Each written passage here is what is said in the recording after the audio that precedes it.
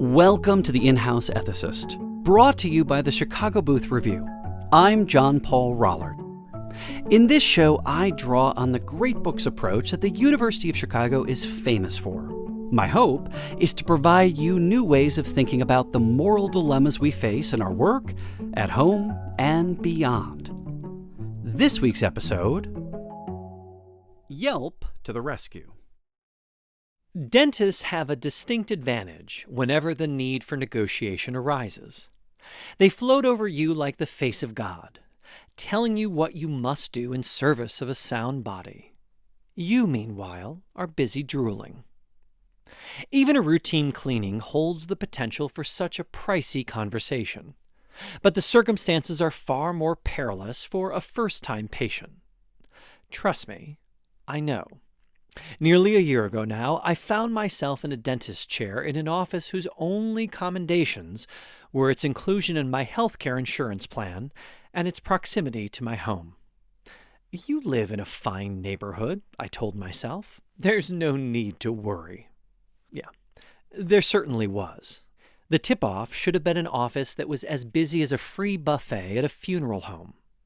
But instead of taking the empty corridor as a sign to feign a stomachache and head for the exit, I eagerly filled out all of the patient information in the hopes of being on my way in under an hour. I succeeded, but not before a hurried x-ray, whose results were never shared, the hard sell for a suite of essential services I knew I didn't need, and a cleaning that might just as well have been done with a bristle brush and a trowel. It was an unpleasant experience. It always is when someone takes advantage of you. But what's remarkable about it, at least to someone who studies the history of capitalism, is how little the original architects of laissez-faire feared that their system might embolden such individuals, the pariahs of the marketplace. The hucksters, the hustlers, the swindlers, the flim-flammers, the snake oil salesmen, the money-grubbing merchants, the two-faced tradesmen, the Potemkin retailers, the fly-by-night financiers, and the confidence men, as well as the dodgy dentists. In other words, the people you really don't want to do business with. The reason for such sang-froid in the face of a potential parade of horribles had everything to do with the conditions of early capitalism. A fine illustration is provided by a plan of the town of New Haven, a map of one of New England's earliest settlements. It was drawn up by James Wadsworth, an occasional cartographer, in 1748, the year he graduated from Yale College. At first glance, one can't help but be struck by the neatly geometrical layout of the settlement. 9 squares assembled 3 by 3, forming the perfect square that represents the earliest exercise in colonial city planning. Yet, if you look more closely at the small buildings that fill these blocks, you'll find entries next to them, such as Joel Potter, and then a line below it, italicized, shoemaker. There are similar designations for Joseph Burroughs, hatter, and David Gilbert, tanner, not to be confused with the other villager who kept that putrid pastime, David Gilbert Jr., one door down. The same holds true for all of the merchants and tradesmen in this small community, and taken together, they illustrate the world of intimate capitalism that Adam Smith had in mind when he wrote The Wealth of Nations, a few decades after Wadsworth tried his hand at map-making. The fabled trio from that book, the butcher, the brewer, and the baker, are all small-town figures whose professional activities are a component part of a particular community. Their lives are characterized by constant exchanges, and not merely of an economic sort. At the tavern, in the town square, across the hearth, the lives of these men were interdependent and intertwined. So much so that there was no meaningful distinction in the minds of neighbors between their private affairs and their professional pursuits. To the residents of New Haven, the fact that Joel Potter was a shoemaker was hardly a trivial detail. On the contrary, it surely must have seemed an essential part of his identity, for everyone who knew Joel Potter would have seen him day by day as a man preoccupied with his trade. Such a state of affairs, the social conditions of intimate capitalism, shaped how a tradesman made sense of his self-interest and went about pursuing it. Indeed, for Smith, an individual's self-interest was never more than an amalgam of interests that jostle for priority and attention. The composition changes over time. An old codger on the edge of oblivion probably prefers family time far more than he did as a man on the make in his early 20s. But what stays consistent is that we can never entirely satisfy all of our interests at once, and that, in addition to the burden of choice, how we pursue one particular interest influences the likelihood of realizing or retaining the others. For the men on Wadsworth's map, the art of managing these interests was especially complicated, for social and economic affairs were always interwoven. To ignominy or advantage, any activity behind the shop counter would be remembered in the town square.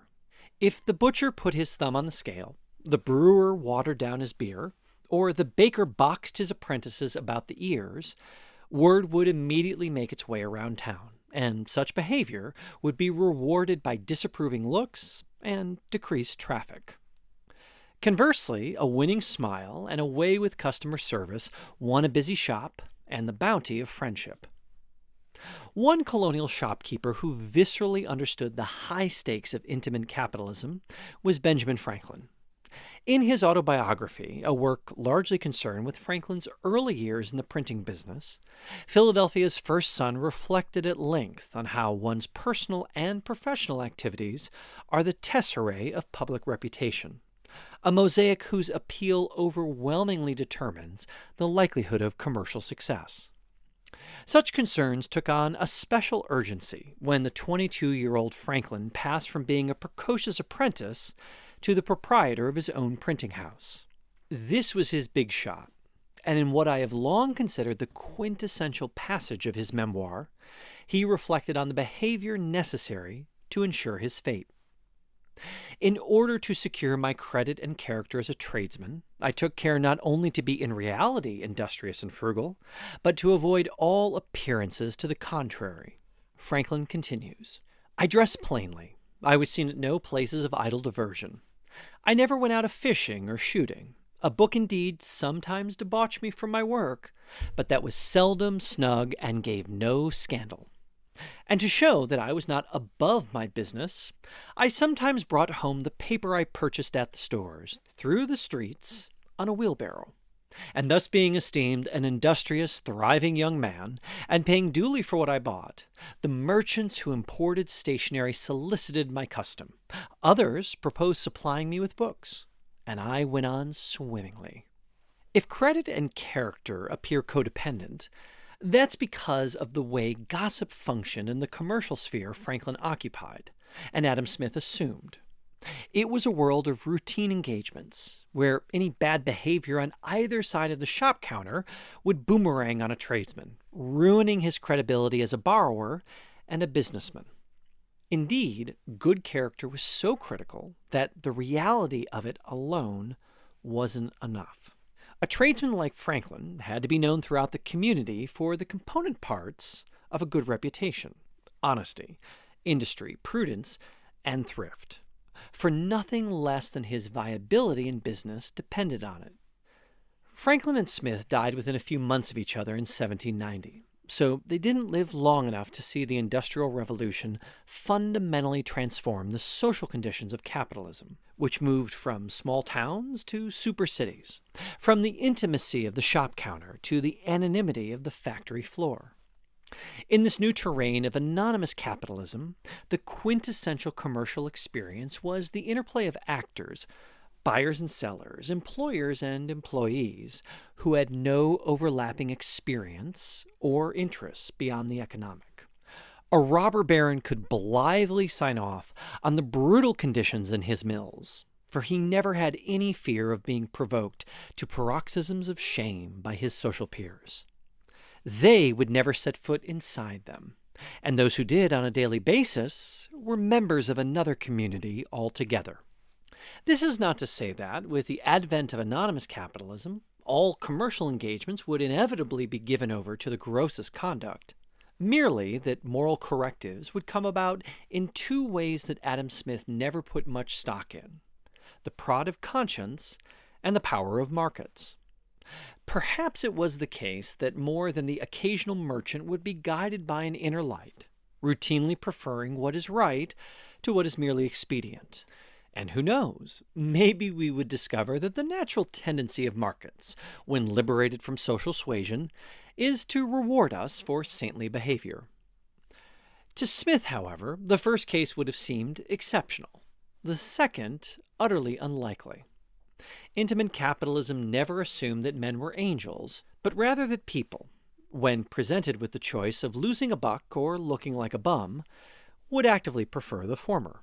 They would have to choose between doing well and doing good, rather than simply trusting that the two always went hand in hand. The rise of anonymous capitalism changed the stakes of self-interest, for it largely eliminated the social sting of bad conduct in money-making endeavors. This made for a commercial status quo that persisted for over 150 years. Long enough that when I began teaching business ethics in 2005, I treated it as an essential feature of contemporary capitalism. A quality which, if it didn't exactly inspire the aforementioned parade of horribles, it no doubt paved the way for them. But things have changed in the last 15 years. In a fashion Adam Smith could never have predicted, we have seen something akin to a revival of the social forces that once shaped intimate capitalism, a turn of events courtesy of the Internet. The worst dental service I have ever encountered over my 60 years of life, one William H. declares in an online review of the practice I visited. I could have cleaned my teeth with a toothpick and done better. Another John H. seconds the verdict. The teeth cleaning was literally just a few scrapes, followed by a flossing, he writes. But then I was asked if I wanted a deep cleaning for an extra $300. He notes that he declined. I hope this place burns to the ground. By the time I arrived, nearly 6 months later, the office hadn't gone up in flames. But if I'd read these reviews, or most any of the other 93 on the website Yelp, where the practice has a wince-inducing rating of 2.5 stars out of a possible 5, I would have saved myself the trouble. Yelp, which started less than a year before I began teaching in 2005, has become the principal hub in an ecosystem of online gossip that is helping to re-intimize capitalism. In the second quarter of 2019, it reported a monthly average of nearly 140 million unique users. That's far less than Facebook or Twitter or other sites that similarly disseminate virtual gossip. But Yelp's outsized influence is due to the fact that its explicit mission is to provide a word-of-mouth forum for commendations and criticism of commercial actors. If I want to know something about the credit and character of a counterparty, whether it be a potential employer or a place for deep dish pizza, Yelp is the obvious place to turn. Similar to other consumer-sourced websites, what Yelp has effectively done is to recreate the lines of gossip that once fed intimate capitalism and the social forces that patrolled self-interest. In his work, Smith never envisioned a world where the overwhelming majority of people we do business with are alien to us. But this became the standard experience with the rise of industrialization and urbanization, when the number of commercial counterparties the average person did business with grew far beyond the reckoning of intimate relationships. The advent of the Internet has not changed this impersonal state of affairs entirely. I still couldn't tell you much about the men and women who trim my hair, fix my brakes, or flip my burgers. Certainly no more than they might say about me. Some among them may become friends or neighbors, but unlike the world of Adam Smith, I can't assume as much of the people I do business with. No, in an ironic twist Smith would have uniquely appreciated, the Internet has revived the power of gossip to shape capitalism, while also removing any traditional sense of intimacy as a trust requirement in commercial relationships. Consider it. We have no human connection at all with the hordes of online merchants who peddle the goods that supply our daily needs. Goods that, even until a few years ago, we always bought in person. We don't know these individuals, and in order for the wondrous efficiency of online marketplaces to have its full effect, crucially, if we couldn't be certain of their credit and character, we wouldn't want to know them in the first place. It is only because of the eagerness of other people we don't know to gossip online about their experience as buyers that we know which sellers to patronize and therein economically reward, and which to effectively put out of business. The internet now polices capitalism in the way that word of mouth around town once did. And while it lacks something of intimate capitalism's promised social stigma for bad behavior, when I leave negative feedback for Squeaky Pants 27 on eBay, I don't know who he is, and neither do his friends. Anonymous capitalism nonetheless more immediately and implacably doles out economic justice to commercial miscreants. For example, a study of Yelp conducted by Harvard's Michael Luca finds that a 1-star increase in a merchant's rating leads to a 5 to 9% increase in revenue. Such results shouldn't be surprising, for they simply affirm the quiet verdict of common sense. No one actively seeks out bad service or shoddy treatment. We stumble into it, as I did in the case of the dentist whose character had no credit. How we may warn ourselves ahead of time, readily and reliably, and how we may alert others in turn, are opportunities capitalism originally promised. Now, after a long spell, it seems to have reclaimed them. That's it for today's episode. For more insights from John Paul Rollett and other Chicago Booth faculty, visit the Chicago Booth Review website at chicagobooth.edu/review. When you're there, sign up for our weekly newsletter so you never miss the latest in business-focused academic research. And if you haven't heard it yet, check out the Chicago Booth Review podcast, where you'll hear firsthand from globally renowned researchers about their groundbreaking work. This episode was produced by Josh Stunkel. If you enjoyed it, please subscribe and please do leave us a 5-star review. And thanks for listening to The In-House Ethicist.